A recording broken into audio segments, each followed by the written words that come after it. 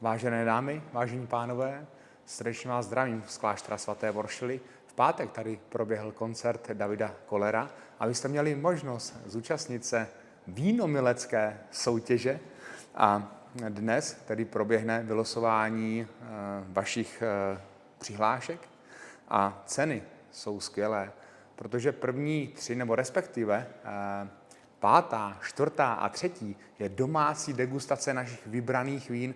Máme k tomu takové skvělé hodnotící archy. A je to opravdu zážitek, takže se máte na co těšit, protože vás touto degustací provede naše enoložka paní Soňa Podholová. Takže nyní losujeme tedy pátou, čtvrtou a třetí cenu. Pojďte, nedívám se, je to totálně transparentní. Tak, a pátá cena je tedy Miro Pivovarci. Takže Miro, budeš mít domácí degustaci. Čtvrtá cena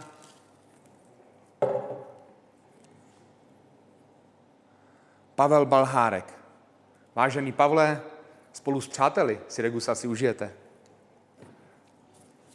A nyní tedy třetí cena. Třetí cena Radek Midloch. Vážený pane Radku, pozvěte přátele a užívejte. Další cenou, to znamená druhou, je prohlídka vinic a sklepního hospodářství. A to pravděpodobně bude se mnou. Ano, je to tedy druhá cena. A druhou cenu získává Martin Hamborský. Martine, je to prodej osoby, takže neváhejte a doražte, těšíme se na vás. A první cena, ta je unikátní, protože to je technologická degustace. To je opravdu pro vínomilce, vínomilců. A provedeme vás sklepním hospodářstvím. A bude to v podzimních dnech, to znamená v září, v říjnu. A to je hodně důležité, protože celý sklep už kvasí, zahaluje mlha kvasících vín a je to opravdu radost procházet se sklepem a zjišťovat, jak které víno chutná v různé technologické fázi. A tedy první cenu získává Pavla Reindlová. Pavlo, vítězství je vaše a těšíme se na vás.